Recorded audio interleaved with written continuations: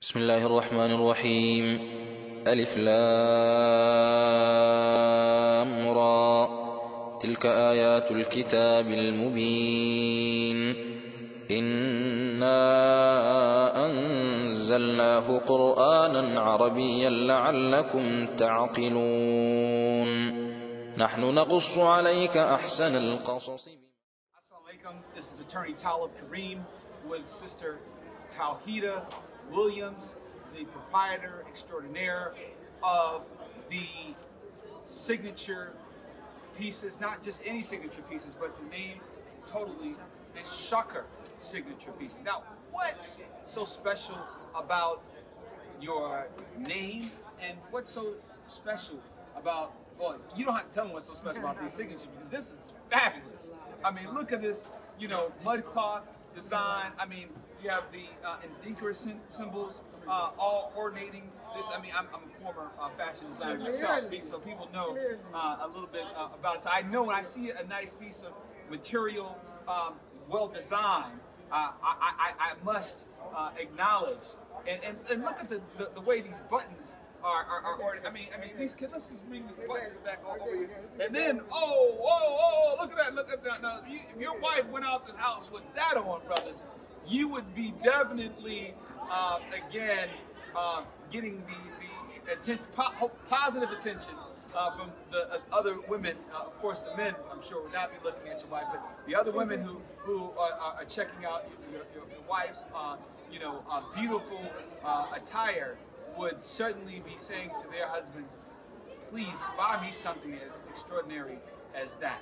And I'm sure that is the type of impression that you want to leave on men as well as women. And again, look at these buttons. Look at how these buttons are ordered. How did you come up with this particular design, first of all?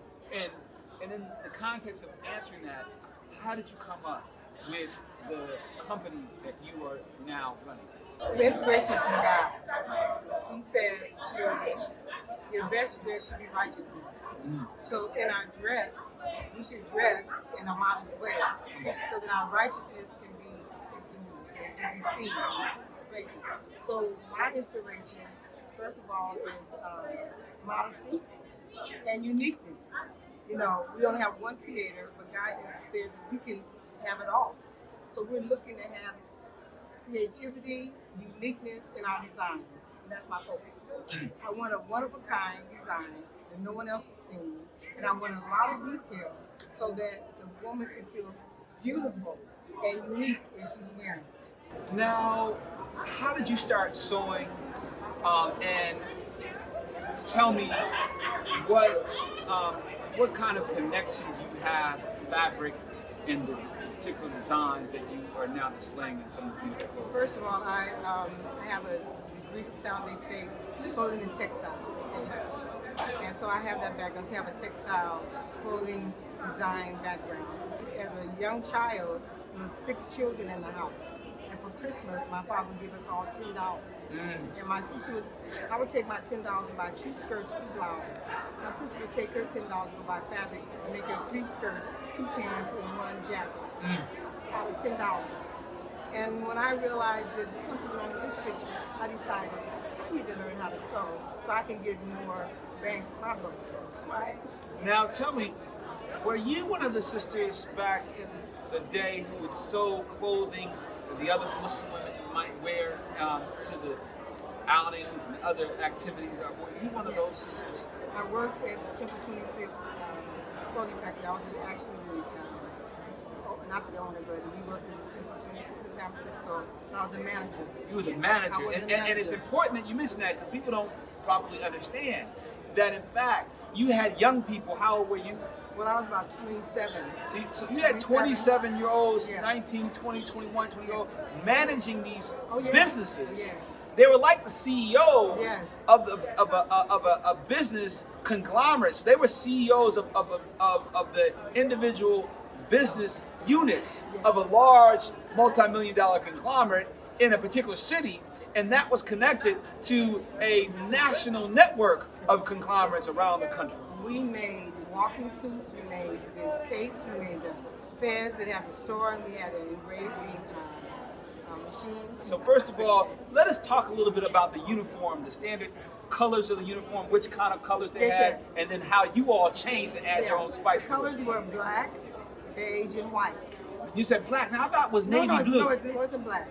Navy blue. Brown, no, you had a brown uniform, but I want to say, but the standard one was navy blue, though. Come on, it's been a while. It's been a while. You had the navy blue, the navy blue. We had a beige. The beige. We had a white. And the white ones, exactly. We used to make those for the sisters, not only in San Francisco, but we do get orders from around the country to purchase. And they would be able to really see them from the Muhammad Speaks newspaper, and you all probably advertise. Just the standard ones. Okay. And then, because of my background and the other sister, our Fed, she had a background in technology, and then we had a younger sister, she was 19, who was she had the youthful influence.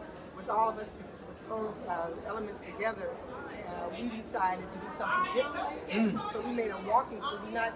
A walking suit. The regular garment tell us what a walking suit is. The regular garment just had a straight front and a box kind of design. The walking suit, the women's. The walking suit had princess line. It had a more form-fitting design, and that's what we made. And not only did we make the walking suit, we made it in wool, the Aberdeen, and we piped it in leather piping that went down the side. Yes. Down the down the black and white tweed walking suit. So when people came and saw the brothers and sisters from San Francisco, you all came to the so-called Savior's Day, from a different kind of textile. Absolutely. And they would be, I'm sure, amazed. We were sought out from, I remember the sister captain in Los Angeles one day. She was excited about our clothing. And of course, Karim, our captain in San Francisco, we made her not only the walking suit out of brocade fabrics, but we also made her specialty Vogue type garments that no one had ever seen. We would make that in our clothing factory. So did you ever get a chance to make any clothing for Sister Khalilah Muhammad? I never did. Now tell me, in terms of the again, evolution of your businesses. So after the Nation of Islam ended and Imam Mtii Muhammad took over, did you basically graduate from basically becoming the manager of the clothing business now to then, since things were being decentralized, then just taking that over and making that your own business and continuing to employ people that way? Or did you kind of stop and pick back up? What was We're in 75. I was in San Francisco when I married. So I moved to Los Angeles and I married here. So, well, actually, we married in Jamil Muhammad's mansion in San Francisco. My husband was out of Los Angeles. So Jamil Muhammad had come from Detroit to San Francisco. Wow. And when I married in 75, we moved here to Los Angeles, and I worked in the Shkr Muhammad schools. Okay. But at the same time, I continued to design.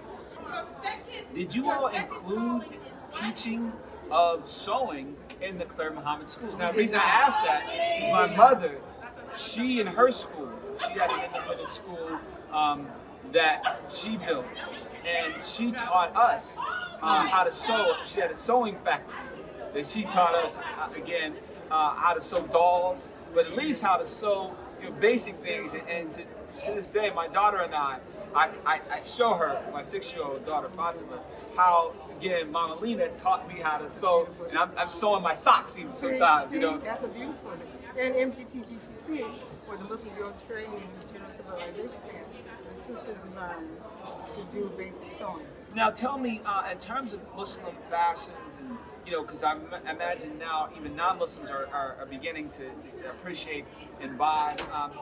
What do you see as again projecting forward the things that you all are doing with your business to kind of promote this idea of Muslim beauty, fashion, to not just the Muslim community but the non-Muslim community? I think we have a lot of, first of all, our responsibility is to humanity to represent the best in clothing. And I can tell by your outfits, you sharp as a pen. So the best in all that we do. So we strive to perfect everything that we do. And so in the clothing area, we do the same thing. and I think our influence, we try to influence not only Muslims, but everyone to know that Muslims can be beautiful and modest at the same time. Come on. And we don't just have to have those rags on your head. Where that rag on your head come from? And why you wearing rags on your head? They don't say that when they see this. That's and right. like, where can I get this? Right. Who's selling this? Right. That's a unique. So we changing the paradigm 100% because they're seeing that we have the vision and the technology and the creativity to represent the best of God.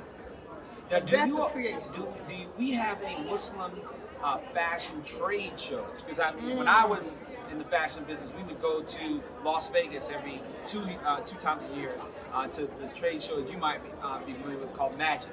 Yes, I remember. And we would go and try to sell us, at least a good third to a half of all of our, stock for that year ahead of time.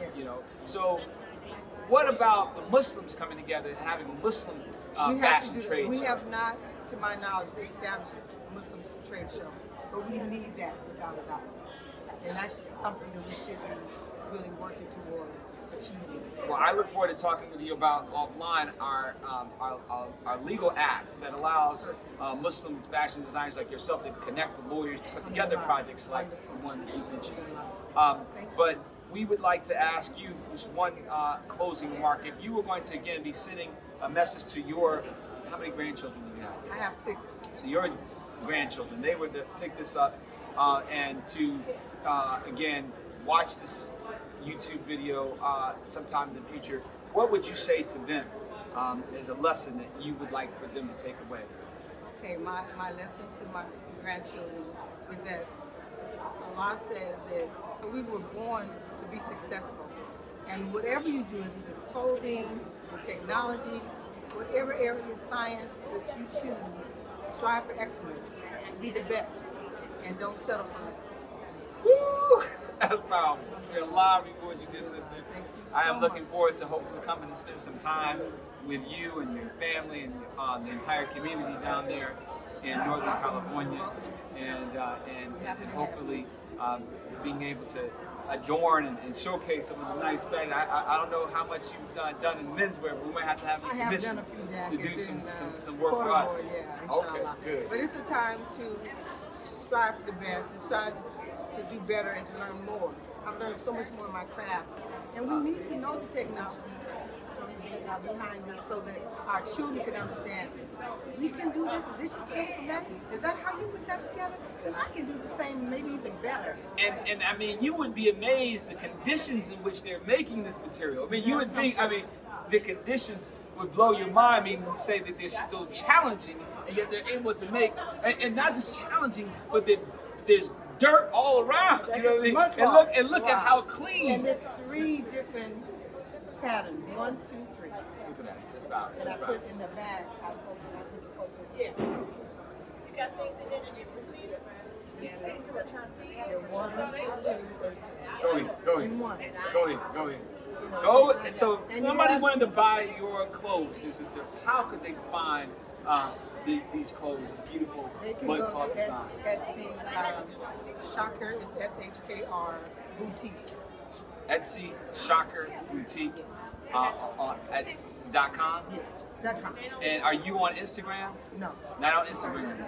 So we want to make sure that you get on Instagram because this is where the children and the young people are moving to, and we want to expose as many of them as possible. And the beauty of these items that I've been working on, they're interracial. Youth like them, young women like them as well as middle-aged and the elderly. Go ahead. We all like the style, and I'm trying to make it universal. Go ahead. Well, again, this has been an honor sitting down with our beloved sister, Tauheedah Williams. May Allah have mercy and reward you for all the wonderful things that you've shared with me and that which you are sharing with humanity through your canvas. Thank you for having me. Design. It is indeed a beautiful canvas. Wearable art. That's what it is. That's what it is. May Allah reward you. Thank you. All right, salam alaikum. عربيا لعلكم تعقلون نحن نقص عليك أحسن القصص بما أوحينا إليك هذا القرآن وإن كنت من قبله لمن الغافلين. إذ قال يوسف لأبيه يا أبت إني رأيت 11 كوكبا والشمس والقمر رأيتهم لي ساجدين.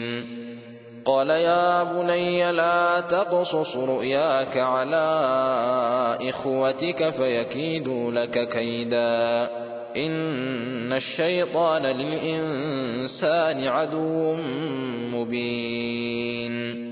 وكذلك يجتبيك ربك ويعلمك من تأويل الأحاديث ويتم نعمته عليك وعلى آل يعقوب